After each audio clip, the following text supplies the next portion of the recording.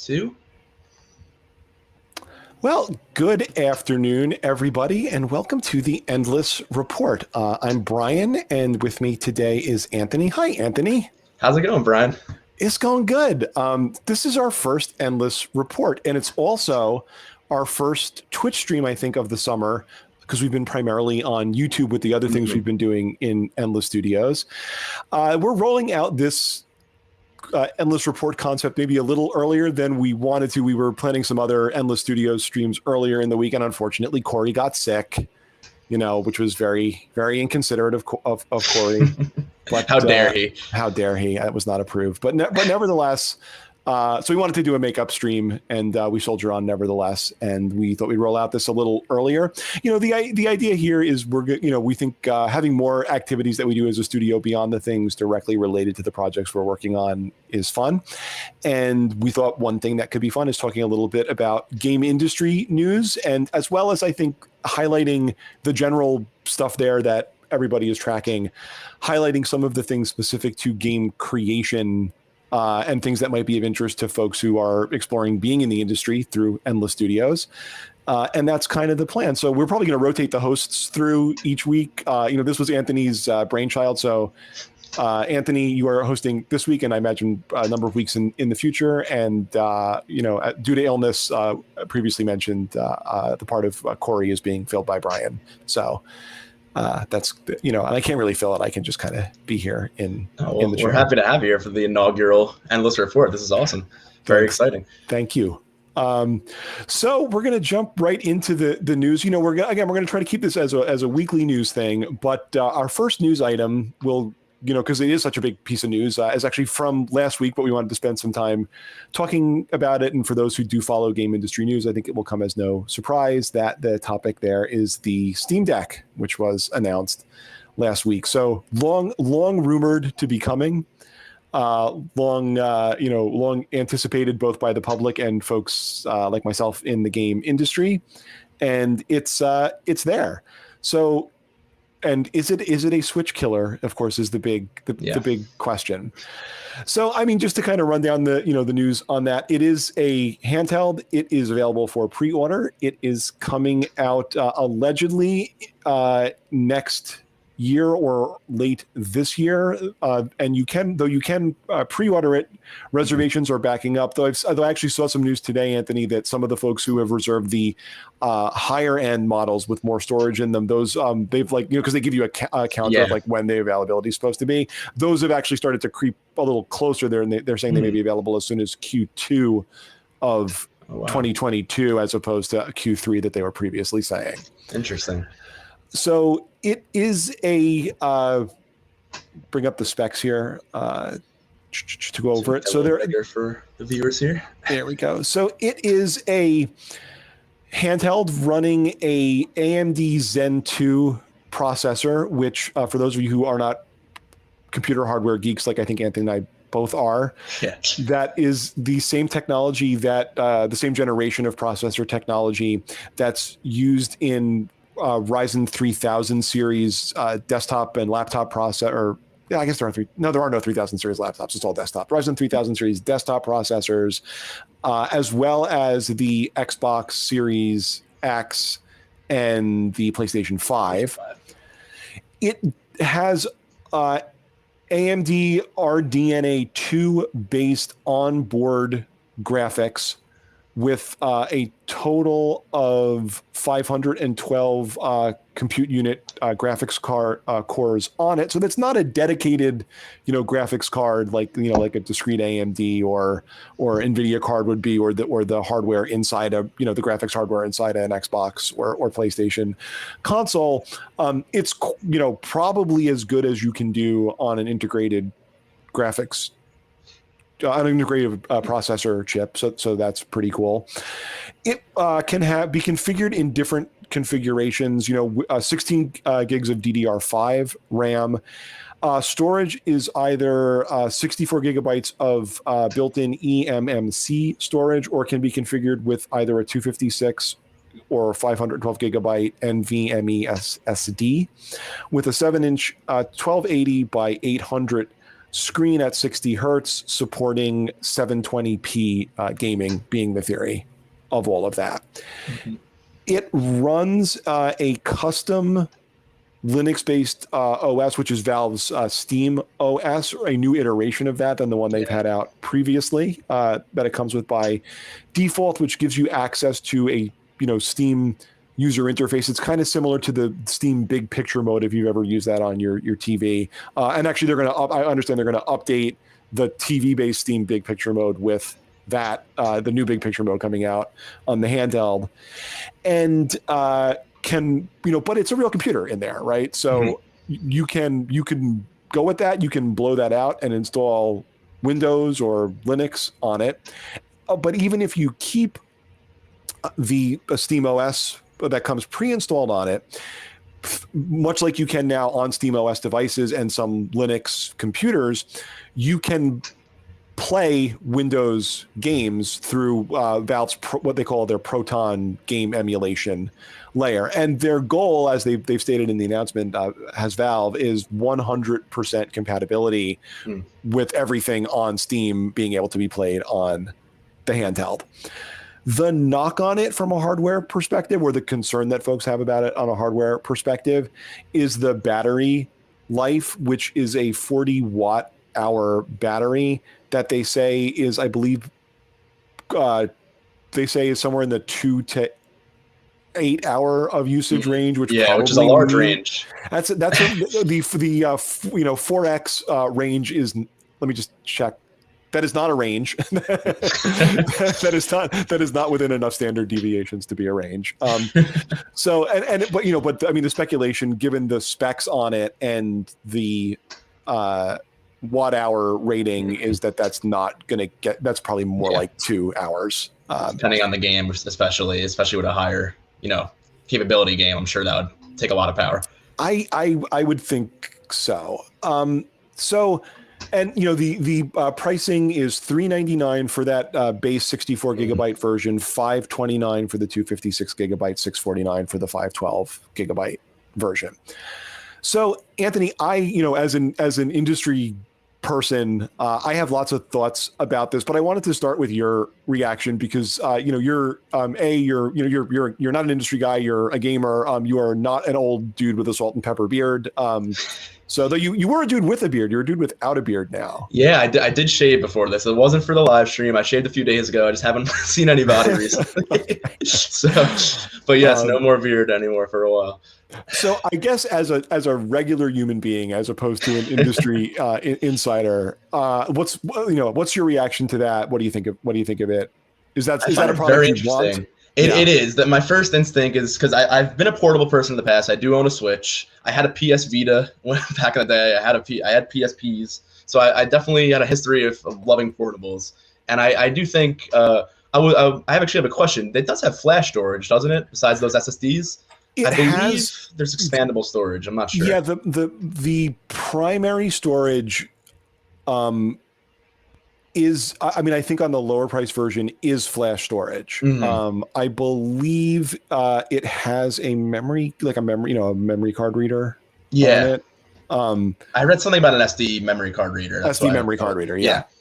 So I guess I thought it was very interesting, because I think a lot of the problems that I've had with portables in the past, especially the PS Vita, which is a portable I loved, was it came out with proprietary storage. It was like 32 gigabytes base. You had to spend probably double the amount of money an SD card was at the time to get the same amount of storage, if not more. And it was tough when you have an exclusive platform like the Vita or the Switch or something, it's carried by the games. And so when you have a Steam Deck where you have basically every Steam game in existence, again, you can open it up, download Windows, download Linux, basically have every Game Pass game, every other PC game. Some Sony games are even on PC now and on Steam themselves. So there's a lot of opportunity for a lot of different games you could play. And at the same time, there's a lot of expandability with storage and kind of open source, to be able to play around with this device and really make it your own, have your own storage, have your own kind of layout of what you want to do with it. So the idea that it is this open source PC is really exciting to me. But at the same point, I have a lot of questions. I have a lot of worries, again, with the battery life, like you mentioned earlier. I'm thinking, if I want to go, sit in my living room and play a couple matches of Halo, am I going to be able to even finish a few matches without worrying about going to put the charger in, or going to plug in that USB-C? I'm not sure how that's going to work. in terms of real portability. So I think that's my main concern with it. But at the same time, it's super exciting, the idea of being able to play pretty much any game wherever you are. And it does. So it does have an SD card reader, and actually will play games directly off the SD card, which is interesting. It is interesting. Yeah, you and I are both hardware geeks, so your eyebrows raised, I think, for the same reason mine did, which is that's actually an impressive technical achievement because SSD cards are slow. If that can run fast, if that can actually run smoothly, I'm like, wow, that's very impressive. Not to have to go off the drive, and especially on an SD card, like you said, to be able to run through that SD card that fast would be impressive, to say the least.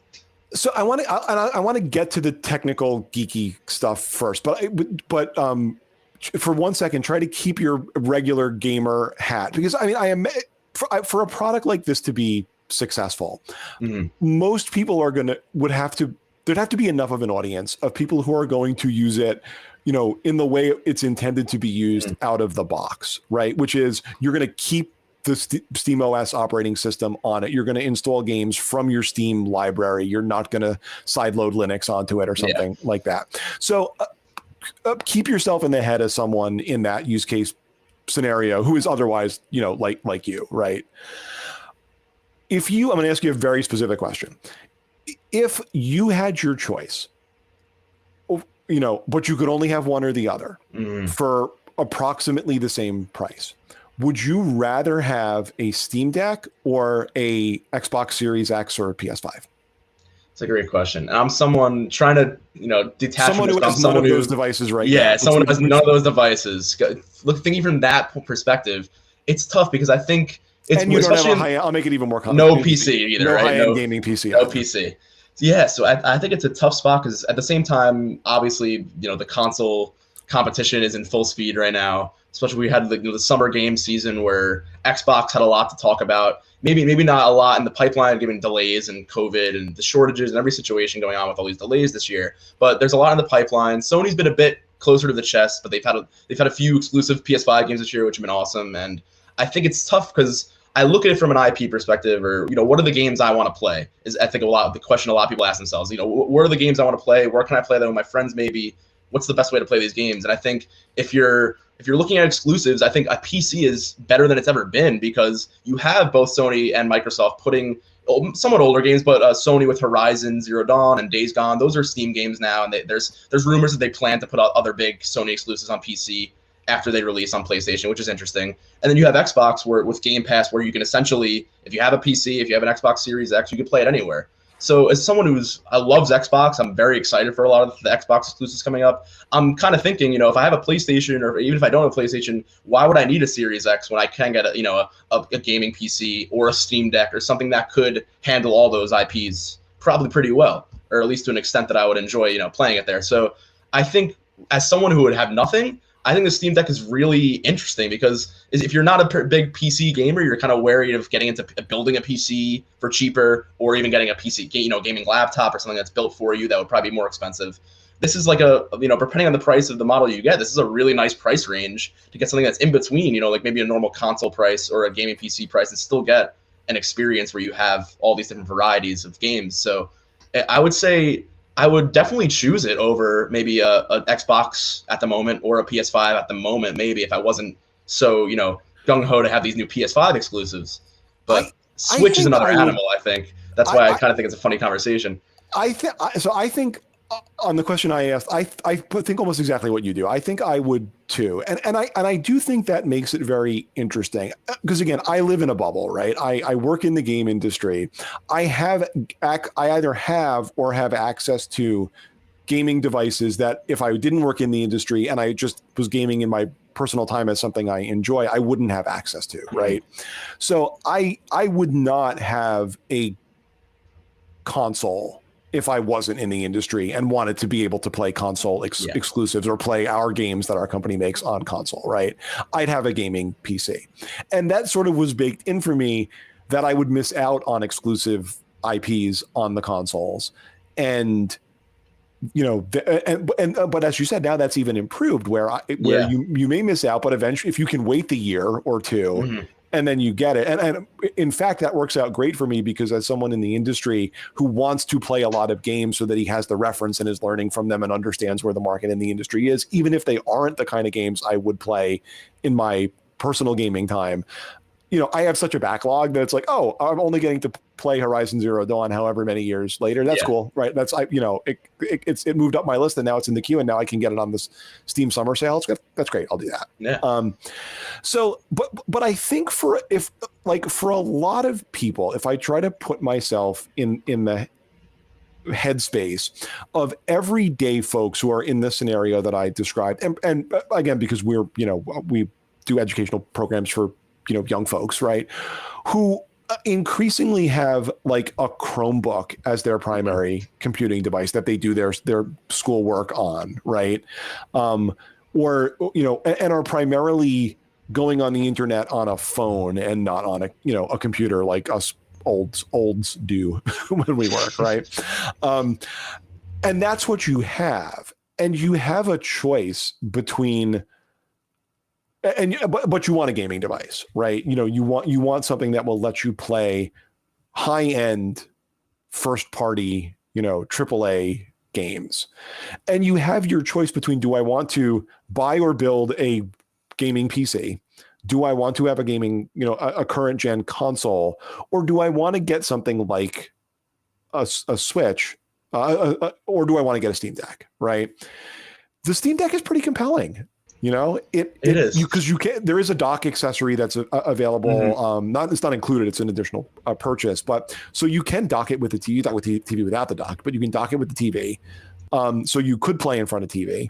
You can take it with you, even if you only used it for gaming and didn't, try to also use it as a PC and for your productivity tasks. You were using your Chromebook or you were using your low-end gaming laptop with integrated graphics as opposed to a GPU. That's a pretty good solve for that because you can take it everywhere, and you can't take a PS5 everywhere, right? That's for sure. Very, very heavy in person. So I do think it's a pretty compelling use case, and I also think, and we'll talk about it, the competition with the Switch is interesting. And I don't think is as clear cut as folks make it out to be, right? And this has always been the case with Nintendo's stuff, right? It's not about the device, you know what I mean? Not at all. It's and I mean it's awesome that again I think the Switch is a great device. It's awesome that it's portable. Mm-hmm. It's awesome that you can, even though it's portable, you can hook it up to your TV and game on it like a console. I thought that was an awesome, innovation when they came out with it. It paved the way for something like this, the Steam Deck, or the other, like other things in that form factor that other companies are making that come like loaded with Windows or something like that, of which there are several examples. But it's not about the specs on that device. It's not about, is that a console? I never see Nintendo stuff as competitive with PC gaming or consoles, or it's because it's about, this is the way now you get access to Nintendo's first party IP, right? And so either you care about that or you don't. And or you care about it enough to pay the price of entry of whatever the Nintendo device that lets you do that in whatever year it currently is, right? Yeah. Which happens to be a Switch right now. You care about it enough to pay for that, or you don't. And if you don't, you don't, right? And that's how I look at that. I don't know. Again, I don't have any. I don't work at Nintendo. I don't have any insight in Nintendo. I'm pretty sure that's how Nintendo thinks about it too. Yeah, and I first of all, I apologize. Someone may be mowing their lawn. I'm not sure if you can hear it through my mic here. It might be a little loud, but yeah, you have to understand that Anthony and I are both. This is an all New Jersey stream today, Anthony. We're in the suburbs of New Jersey, and so someone is always either mowing their lawn or using a weed whacker. Exactly. If the sun is out, someone is mowing their lawn or using a weed whacker. Say about 23 and a half hours a day. There's some sort of. I mean, in fact, when the sun is lawn down, mowing going on. Yeah, but for 7 months of the year, someone is using a weed whacker. Yeah, but again, it's going back to what you said about the Switch. I think it's funny because we were talking about, what kind of person am I talking through? Am I talking through my own bias as like someone who plays a lot of games, or the average gamer, the average person buying this device? And it's funny because I bought a Switch for the same reason I'm kind of interested in the Steam Deck, which was I could play Skyrim on a plane. Oh my God, what a trailer! I gotta buy this. That was kind of like the thing that was like wooed me over. But for the average person, they're gonna go to the store and say, hey, I want to get my kid the new video game device. Which one plays Mario? Which one has Mario Kart, which one has the new Zelda game? Like that's what sells Nintendo devices usually, is those first party IPs, like you said. So obviously, if you're trying to compete with the Switch, you cannot compete with the Switch in that sphere of just trying to be Nintendo. You can't be Nintendo. So on the other angle, it's basically the only thing you can compete with the Switch is, can you get this more, maybe, I don't want to use the word hardcore market, but the kind of PC gamer wanting to play a lot of different variety of games, not necessarily the Nintendo library on the go. And I think it's kind of a different, marketplace almost. It's not really the same competition as far as, PlayStation versus Xbox goes, which even that competition is very different from what it used to be, and in a different form in the way both companies are trying to display their games and the way you play those games. And that's kind of changing for everybody at the moment. We see that with all these devices. So I think it's a very interesting time. I think it's definitely, in the context of Nintendo Switch, I wouldn't really put it in as like the Switch killer. This is the main competitor, because I really think it is its own kind of niche new market that we've seen the Switch kind of dabble in. But I think the Switch's main bread and butter is those first party IPs, and I think that's not going away. Yeah, I think that's right. I don't think I don't. The most obvious comparison, as you say, is to the Switch. And is this, and that's what the initial coverage is this a Switch killer, or is it not a Switch killer? And I think people who have that take on it don't understand how Nintendo has built a company and a brand and a reputation over the last 40 years. Right. I think they haven't. I don't think anyone is, especially now that the novelty of the Switch is years behind us. No one is buying a Switch, other than because it's a Nintendo device that gives you access to Nintendo first party IP, which is awesome. So I'll give you my incredibly idiosyncratic take on why I'm interested in this device, and I'll preface it by saying I probably wouldn't get one. I probably won't get one, again, unless it's something I get in a professional capacity. So before the pandemic times, I was a road warrior and traveled a lot for work, and I probably will again as soon as we start going places again. Like I was traveling like 2 weeks out of every month, prior to the pandemic. And my goal in life, and also, as I've said several times on the stream, I'm an old guy. And so, I have, I'm starting to think about things like having a bad back and carrying stuff around. And my goal, one of my goals in life is to minimize the amount of stuff I carry with me on my backpack when I'm on the road. So it's like optimizing the how many different things that I might want to do or need to do while I'm traveling to weight ratio in my life. That's my goal. That's my only goal in life at this point. And this is interesting because when I work primarily from home when I'm not traveling, and when I'm at home, I have my my gaming PC / workstation that I work from. That's what I'm streaming from right now. It's beefy. I have multiple monitors on my desk. I have my my keyboard and my mouse, and everything is the way that I like it. And it's great for gaming, and it's great for the productivity stuff that I do. Right. When I'm on the road, I'm not satisfied. I've not been satisfied with any solution yet. That is, I can be on the road, I can be productive, and I can game if I want to game, because gaming laptops that are real, like beefy gaming laptops that you can game on and work properly as gaming laptops are really heavy.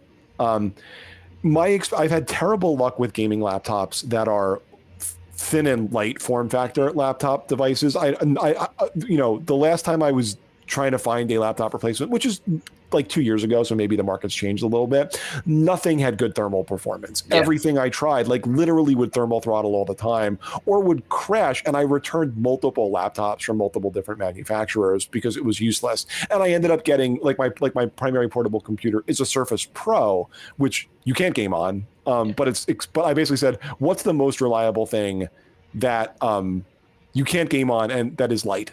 And I got that, right? And I probably would have gotten a MacBook, except I didn't like, there was an era of the horrible MacBook keyboards, and I decided I didn't want to do that. So, but here's what's interesting about this. That, you know, for the high-end version of that device, which is $649, right, of the Steam Deck, for $649, $150 to have a portable monitor, right, that like folds as like a laptop screen without the laptop attached to it that you can throw in your backpack, you know, and a Bluetooth keyboard and mouse. You could have a pretty sick productivity workstation and gaming device pretty much anywhere you went that would fit in a backpack and probably weighs less or comparable to a thin and light gaming laptop. Right? I might do that. That would be a thing I might do. Right. Especially because if you need, you know, when you're on the road, I'm typically not doing the real heavy productivity tasks. And so much of that can live in the cloud as well. So you don't need a lot of storage on the device. You don't need all your apps on the device. And then I could play Skyrim on a plane, and that would be pretty cool.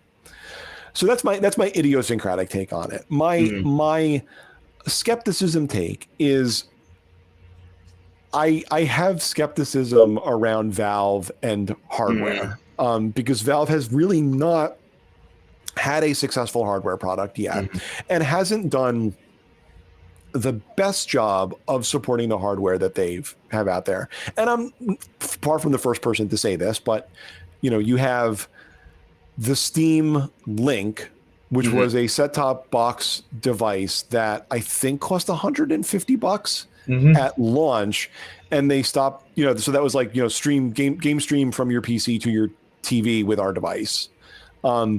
And launched for $150, and they kind of really didn't support it, and ended up selling them for $1 before. Right? Yeah, just to get rid of the stock. I saw that, just sell it for $1 a piece. You had the Steam OS devices, right? Yeah, like the Steam Box. The Steam Box. Thank you. The Steam Box. Third-party, you know, PC developers made a few for the Steam OS, and then that didn't really get pick up by third-party developers or consumers, and that's not really a thing anymore. Though I mean, again, theoretically you can still, you know, build a gaming PC or buy a gaming PC and download Steam OS, but I don't know why you would.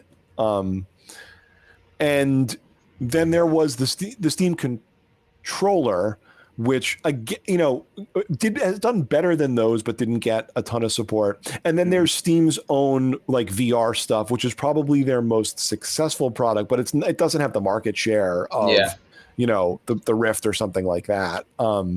So, you know, I would certainly, I'm interested to see where it goes.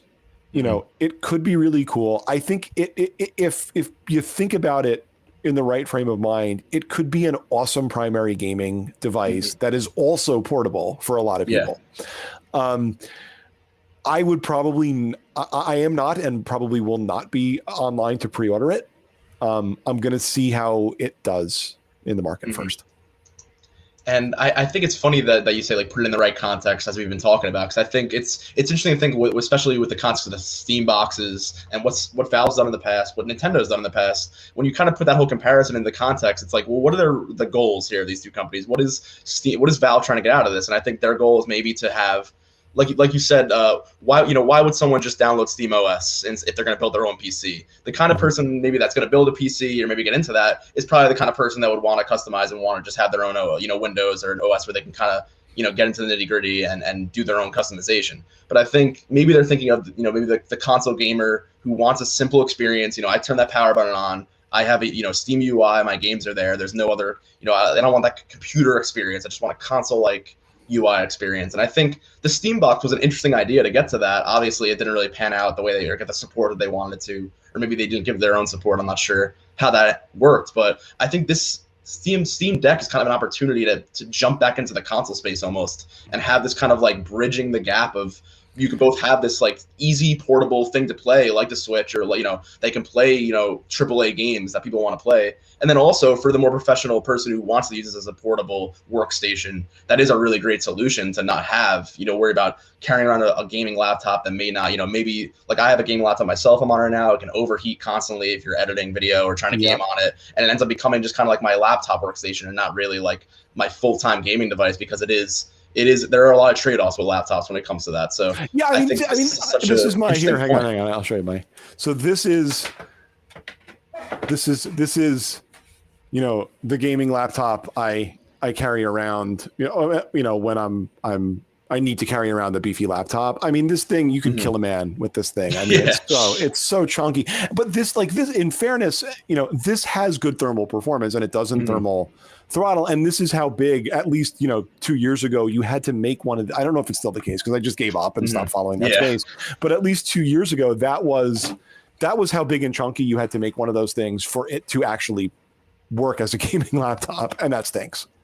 Yeah, and I have a Razer Blade, which is very similar. I can't hold it up because I'm on it right now for the stream, but it was at the time it was relatively thin. And you look at these, the Surface Books now and the MacBooks now, it's not thin whatsoever. It's definitely beefy, but for the time it was relatively thin for a gaming laptop. At the time they were like these big, like power brick level type laptops that you were buying, and I love the idea of it. That was what I saved up for it. Again, it's a great laptop. It still runs games well. There's a 1060 laptop version, but it card in here, it's not abysmal.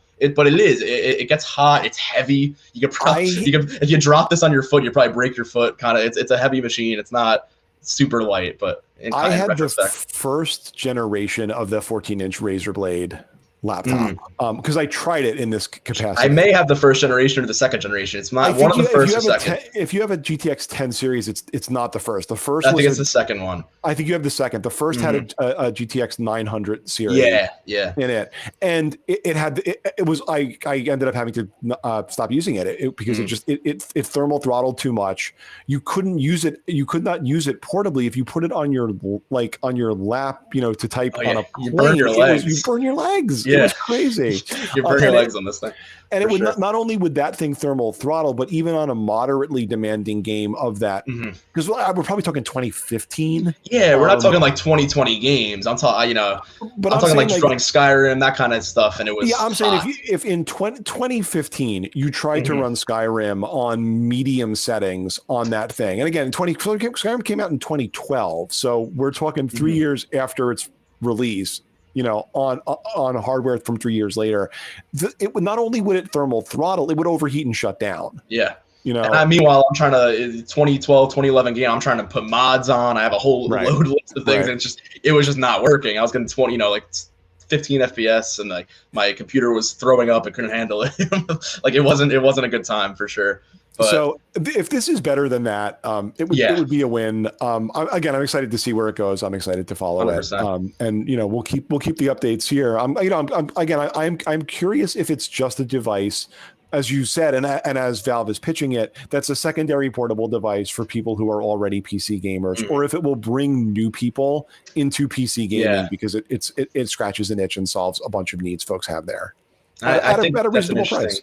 Yeah, absolutely. And I think there is a market there for the person that is interested in PC games, wants to get different experiences, but maybe is intimidated by the whole PC atmosphere and having to build a computer or having to jump into this laptop sphere and find what works for them. It definitely is more of a process of planning than just saying, I'm going to buy an Xbox or I'm going to buy a PlayStation or a Switch. It's definitely a little different. So if there is an option on the market that can kind of bridge that gap, I think that'd be really interesting.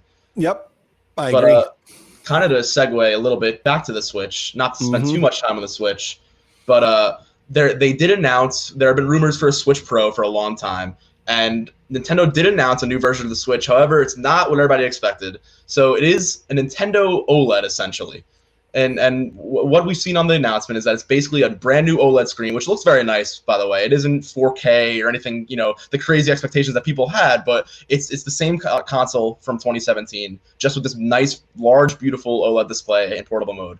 And then there's also a new dock where they actually added a LAN port for the first time, which I didn't even remember that was something it didn't have on there, but which is nice to have a wired connection.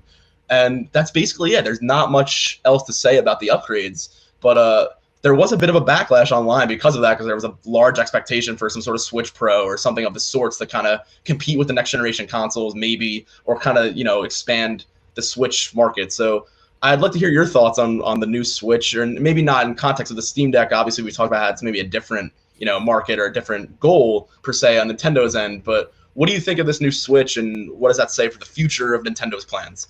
I think it's related to some of my comments on the Steam Deck. I mean, so I think they kind of had to do it because it's 2021 and you need a better screen on a device than the one on the first generation Switch. But again, I do think the people who are up in arms about why isn't it a Switch Pro? Why isn't Nintendo doing something that would be competitive with the best of the best console offerings from Microsoft and Sony on hardware specs and on the kind of games it could do? Those people don't understand Nintendo, right? or they do, and they want Nintendo to be something different. Well, yeah, and it's like, and again, Nintendo is massively successful at doing what Nintendo does, and I don't think they have any plans to do something else until that stops working, and again, if they did that, it would be more expensive.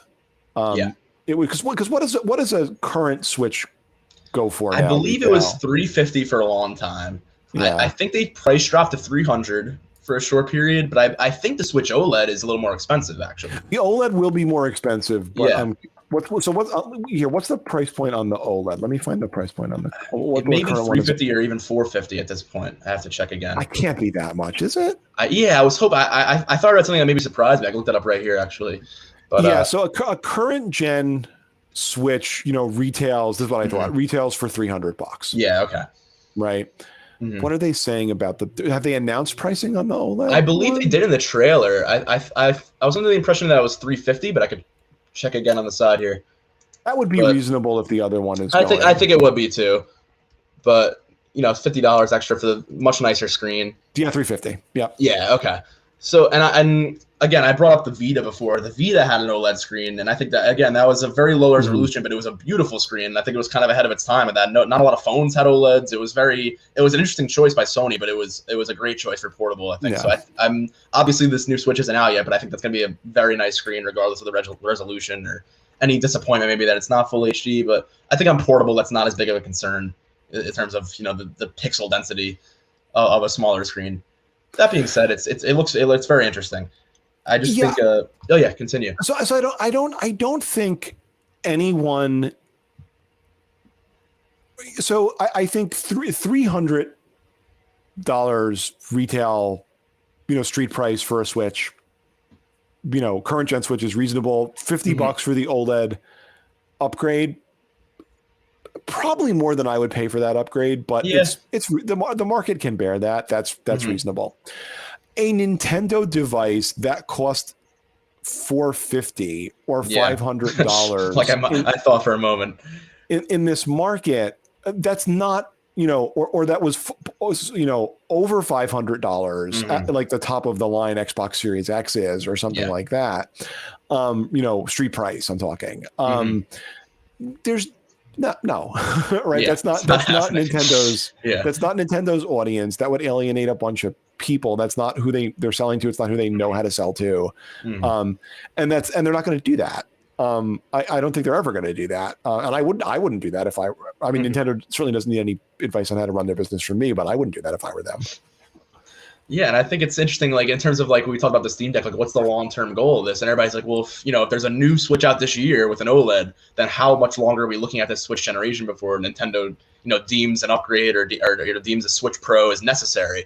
And I think it's an interesting question because I think they've never really based their generations off of the generations of the other competitors. They've anyway. Been out of sync for what, 2 generations now? Yeah, at least. It's been like 10 years where it's like you can't really like look at Nintendo worrying about what they're going to do in retaliation or in in the context of that whole race. So I think it's funny where, you know, they came out with, I believe, a new 3DS with a different screen, the 3DS XL, and then had a, you know, or a DSi maybe, and then had the 3DS like the next year. So they're not really, you know, strangers to just dropping different versions of a product and then just dropping another new product relatively soon. We could have a 2022 Switch Pro. Who knows? I mean, it's kind of a funny conversation because with Nintendo, you never really know like what their long-term plan is. So in terms of like the backlash and that, you know, that whole context, I don't see. It's more just confusing to me, or kind of like interesting to see where they'll go next, and less of like a what are they doing or not. They're not improving. It's more so when will they, you know, decide it's time for them to do that for themselves. And I think that's up to Nintendo. I think it's totally up to Nintendo. And this is like definitely in the predictions that could go wrong territory. But my prediction would be that when they decide that they're going to come out with the next thing, right, they're going to treat it like a, you know, like a generational advance for Nintendo, not like another SKU or an improved SKU of the same product like they're doing with the Switch OLED, or people were suggesting they might do with the Switch Pro, right? They might call it a Switch Pro. It might in fact be an incremental improvement when you looked at it from a hardware perspective. They will treat it like a generational leap. That's my prediction. I agree, except I think the Switch is huge for them, obviously, especially after the Wii U and kind of trying to have that generational shift, and people still thinking it was maybe just a different version of the Wii or some sort of add-on or upgrade. They had I think they struggled there. So to come back with the Switch and obviously be on I wouldn't say the top of the market per se. We had the conversation on the same market, but on the kind of the top of their game and kind of being in a place where Nintendo hasn't, you know, a really great place for Nintendo. I think the next step is to kind of just maybe expand that Switch, you know, strategy. They don't have to come up with a new console that's going to, you know, reinvent the wheel again and come up with this whole new form to play. You know, the Switch already kind of did that. And I think they can continue that evolution of, you know, if they stick with those principles of playing anywhere and at the same time having the docked experience and keeping that, I think they can kind of just incrementally make a new version of that Switch ideology in their own way. And I will, for as long as they keep doing it, I will continue to praise Nintendo for taking risks there. That's something they've consistently done since the days of the Wii, right? I mean, before that, honestly, even before that, but certainly definitely since the days of the Wii. And sometimes, like the Wii or like the Switch, it works out, and sometimes it doesn't, like the Wii U. But that is the nature of doing risky things, and you don't know in advance if it's going to work out. You suspect it will. You wouldn't greenlight it if you didn't, but it doesn't. You know, it's not. Sometimes it's not going to, and you take the risks anyway, and I respect that. I do. Cool. I think it's very interesting. I just think that in the long term, it's really just something you can't predict. So not to say the same thing over and over. It's one of those things where Nintendo's going to play their own game, and it constitutes the Steam game, the Steam Deck. We'll see, but I think that'll be very interesting in the portable sphere, and I'm curious to see if Xbox or Sony have any response to the portable sphere. Obviously, with Game Pass, you have that whole plan anywhere. It seems they're trying to get Game Pass on every device you can even think of. You know, they want Apple TVs, kind of like streaming services. It seems they want to, you know, play anywhere, PC app, Xbox app, so that you don't need to just have a console. So that's an interesting competitor, and I think in context of the Steam Deck as well, that could, you know, have some context with the Switch just in general for the portable market, and then maybe Sony has the response as well, but that remains to be seen. I'm glad you brought that up, because I think, and not to derail the discussion too much, but to me, that what you just described, that's the big question I have about hardware-wise where the industry is I mean, obviously not just me. A lot of people are wondering about it, and a lot of especially people with cloud computing and everything going on. It's a very interesting time. But as it applies to this discussion, right? It's a legitimate question. You know, again, up until relatively recently in the history of gaming, like up until by relatively recently, I really only mean a year or two. It was if you wanted to game portably, you needed a device. You needed it. The computing power was on whatever device you were bringing around with you, and what kind of gaming experience you could have was limited by the capabilities that we could cram into a device that was small enough to take with your game on. That is not the case anymore with cloud gaming.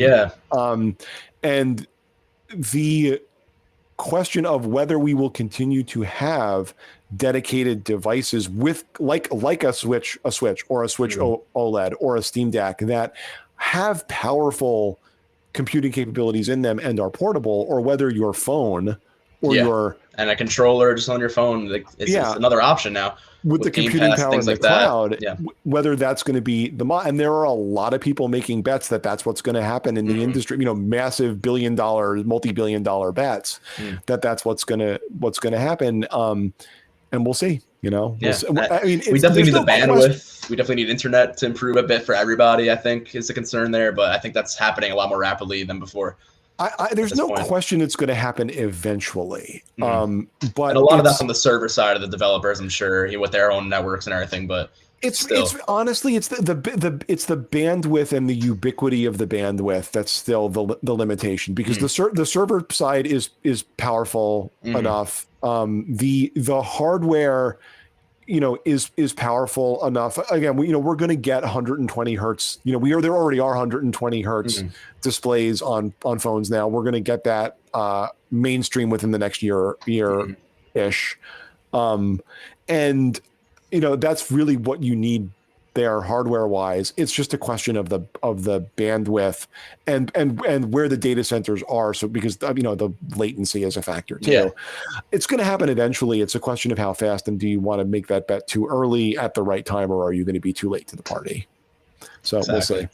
And I think oh yeah, sorry. I just wanted to add one more thing to that. Please. I was just going to say, I think it's also interesting that to bring up the Switch one more time before I jump off that, they are also kind of jumping into this streaming game where I realized a few new games, notably that new Guardians of the Galaxy game that was announced, is going to be on the Switch as well, even though it seems to be a next-gen exclusive. But on the Switch, it's going to be a completely cloud-based platform, digital only, and you can only stream it, which is a very interesting thing to hear, especially from Nintendo kind of jumping into maybe getting a lot of these bigger third-party games. I mean, we've seen them do it with a lot of Bethesda games and Skyrim and Doom and games like that.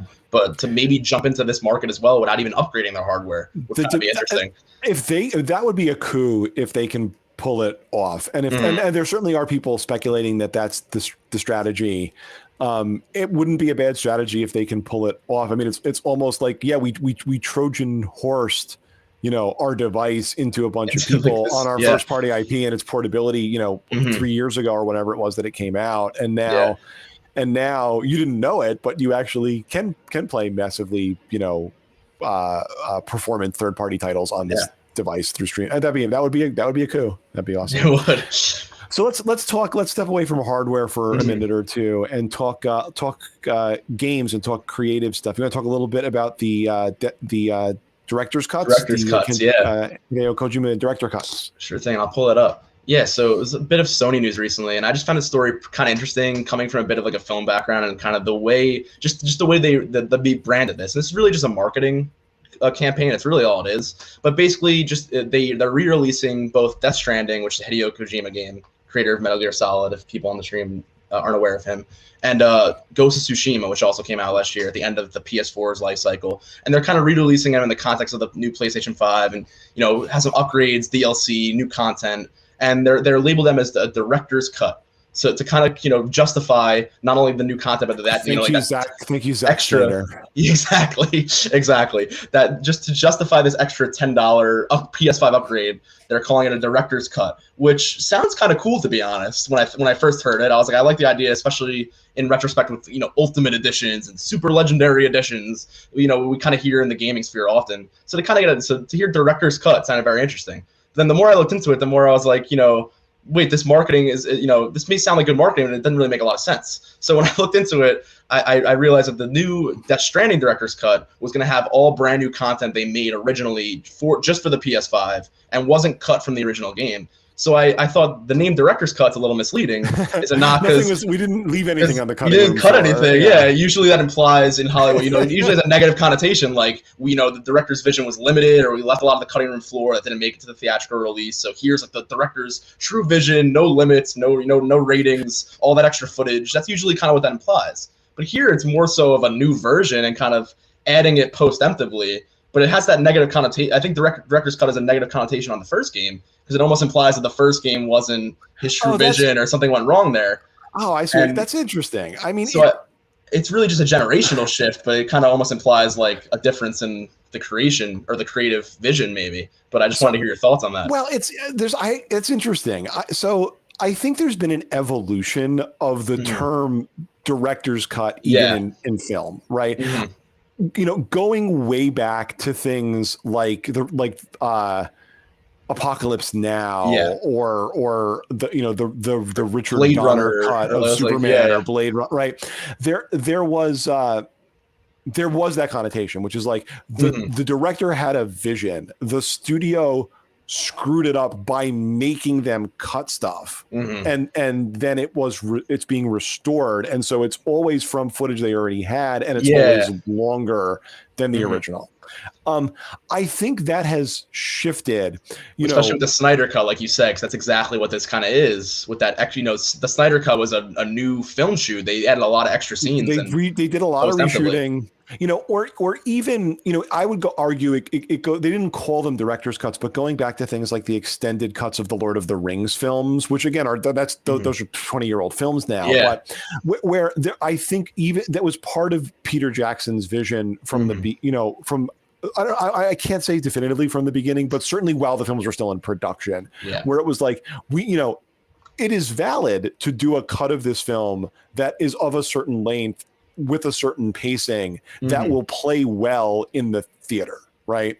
But we think people are going to be enthusiastic about these films, and so we're going to pre-plan a longer cut of them that is more for the enthusiasts, right? We're going to put like the names of all the people in the fan club in the end credits and stuff like that. We're going to do that. And it's the enthusiast. It's almost like the enthusiast's cut, and I think that's what the Zack Snyder sense.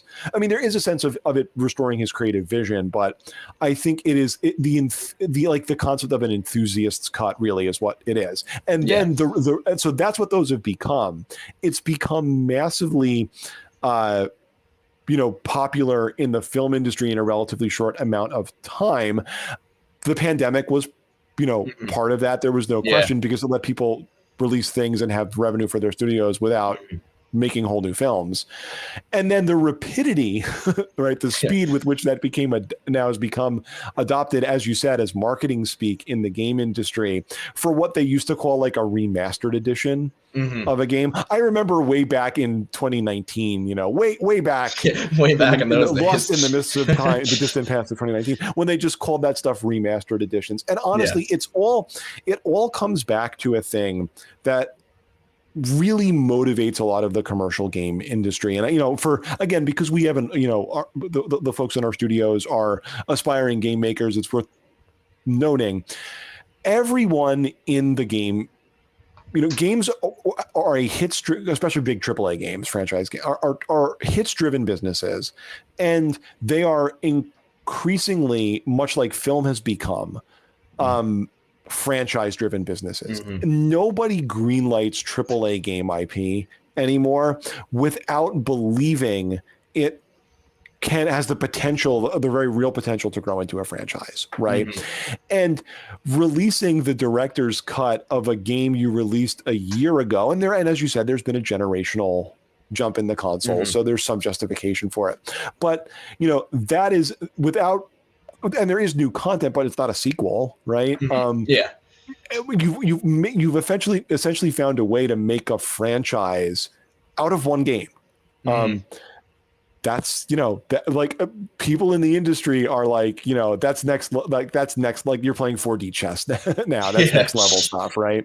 But that is how the AAA, especially games industry, works, with being so franchise driven. And it's a little bit like when people in again, this is a really dated and obscure reference, but it's like when people on Wall Street just invent whole new financial instruments. It's like, hey, let's take home in the 80s, let's take home mortgages when people buy a house and turn that into something people invest in, right? And it's almost like, let's take releasing one game and turn it into a franchise with mechanisms like this. It's and DLC does that too. It's not this isn't the first thing that's done that, but it's that's what the industry does. It's pretty compelling. And it's funny when you have these comparisons, especially in looking at Sony doing this on their own. You have the comparisons to Xbox with smart delivery and the kind of ideas of these games are kind of just being upgraded automatically, scaled automatically, automatically, where versus where the PS5 there's different applications. It's a little more of a process. A lot of times there's an upgrade charge or a $10, $20 fee. And I think just as a conversation as a whole, I think it's interesting in terms of just the industry as a whole, in being influenced by other industries, in this case the film industry, and kind of the way that that progresses, especially very fast in marketing terms, and how different companies handle the situations in terms of marketing. So these are essentially not to diminish the work that's been done, the new work on these games, especially with the Ghost of Tsushima, where that's basically a whole new DLC, new island. It's kind of like an expansion, and they're kind of using that expansion as a way to they'll push that with the PS5 upgrade also being an extra $10 on top of that. So it's kind of like a soft launch, like a soft sequel almost, that really out of just a DLC pack. So you're right. They kind of reframed that into being this, a 1.5 version almost, instead of it just being a DLC expansion in that kind of context. But where the story has a kind of wrench thrown into it is why I brought this article up, is that the director of Death Stranding director's cut, Hideo Kojima, is not a fan of this and says it's not a director's cut. Actually, that I thought was very funny, because before even analyzing what he said, he basically just said, in my opinion, I don't really like to call it that, and then he kind of left it at that. But I think that's so ironic, because not only is the whole idea of a director's cut being his ideal vision, he didn't even have a say in the name. So that's kind of a wrench in the marketing for Sony there. They probably didn't want him to say that. Yeah, someone in the marketing department at Sony is going to be in trouble there. Someone was not happy with that article, I'm sure. So.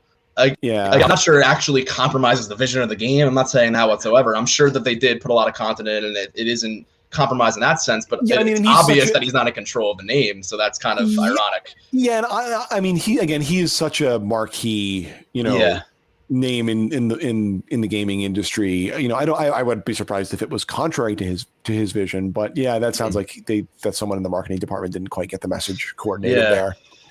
Which is interesting. We've got about 5 minutes. I wanted to, since we've been talking about hardware and the issue that came up of, is the computing power going to be in the cloud or on the device? Let's do one more story that's in that theme that we had on our list today. So sure thing. We got a lot of, young people participating in our program. They have, Chromebooks have taken over school and, computing and computers for young people. So this is a story from Tom's Hardware. And reporting that a third-party, site that Chrome Unbox, which I think follows the Chromebook market space, detected, by analyzing website traffic data, a device running Chromium OS with a discrete AMD GPU. As a future-looking device. So that's interesting. Someone, the theory goes, is trying to put a graphics card in a Chromebook form factor. That's interesting for several reasons, not the least of which is there is no current way to do anything with that, such as play a graphically demanding game, on a Chromebook, with a running Chrome OS. With Chrome OS, you can get Android apps on that, and so you could play an Android game. You could sideload another operating system on it and make use of it, but Chrome OS doesn't natively support gaming. In the way that say Steam OS, which is also a Linux, derived OS, does. There's no gaming emulation layer or anything like that currently in Chrome OS. So the speculation is this a early indication of a play by Google to have such a thing and to do Chrome OS devices that had gaming capabilities? Again, the Chromebooks are massive in schools, and so are we contemplating a future in which by day your little productivity oriented Chromebook is the thing you use in the classroom, but when the sun goes down, you're playing, Cyberpunk, on the same hardware at home. Yeah, that's actually very interesting. That's something I haven't heard before, and it actually reminds me of some again, with this whole conversation about the cloud computing and the entire market kind of shifting. I think Google's looking not just in the context of the gaming sphere, but also just the phone market, the laptop market, and even the streaming market. I looked at there's also news of Netflix interested in cloud computing and cloud gaming as well. Not to cut off that story, but I think I think Google may be looking into, maybe Google Play isn't working the way we want it to, or it's just on mobile games, which is its own large market, and maybe we can expand that into something else and maybe grow that into. Obviously, they have Stadia, which is that's a whole the interesting other story, contrast, right? And again, a company as big as any of these honestly companies we're talking about, but certainly Google, it's interesting that if that is the case, and again, it's super speculative because it's like one device type that some dude who has a website found right? But it's interesting because Google, of course, has the play in the streaming space, and you can do Stadia stuff on a Chromebook. So you can stream AAA games to a Chromebook with Stadia, whether your school lets you do that on your Chromebook configuration notwithstanding. But I have access to a Chromebook because we use it to test stuff on at our company, and I have done it, and it's like any other device because it doesn't need powerful computing power or a GPU on the device. So they've got that bet up, and are they making another bet? And is that a hedge, on this? It's in the cloud or it's in the hardware issue. I don't know. It's very interesting. And maybe they're just, like you said, placing their bets, trying a little bit of both. And I think especially when you have these other large companies that aren't known for gaming, like Amazon, Netflix, Google themselves with Stadia, like jumping into the gaming sphere, wanting to get into game streaming and even development. It's a lot of interesting questions of where is the space going to go. And especially if these streaming, game streaming wars start up on their own with Game Pass and Stadia and Netflix now and everything else. But I guess it's a big question of who will win out. Will all these companies want to adapt to having a hardware-based, console PC type platform, or do they all want to jump onto this cloud gaming sphere, or maybe a little bit of both? It's definitely a really interesting conversation. I think it kind of wraps everything together. What we're talking about today. I still think it comes down to timing. It can only go one way, I think, in the long term, right? And it's a question of how long do you have to keep hedging your bet, if you're one of these companies on needing a powerful computing device in the hands of the end user. Whether that applies to consoles, whether that applies to PC gaming, whether that applies to some handheld or all the different form factors, people want to experience content on. Where is the power? There's no question it goes in one direction long term, but we'll have to see what direction it is. Well, we are at our hour, Anthony, and this was fun. I really like this. That's great. We should do this every week. I think this is cool. Well, someone should do. You should do it every week. I don't know that I'll do it every week, but we should be every week. It should be done. Agreed. Very much agree there. Hopefully next week on Endless Studios, we will be getting back to our regular stream of activities on projects. Hopefully, I think Corey is on the mend. Hopefully, Corey will be fully recovered, and we'll get back to the project stream. But we'll do more of these. We'll do more stuff that is not just on the projects. I think that's fun. I think we love interaction from the community. Hopefully, we'll get some more folks on and participating in the chat next time as well. We'd love to hear what you want to talk about, what you find interesting. Send stuff to us on the Discord as well, and we'd love to find more stuff to add to our list to talk about. And I guess that's a wrap for today. So Anthony, have a nice weekend. And, same to you. We'll see everybody next week. Thanks for watching, guys. Take care. Bye-bye.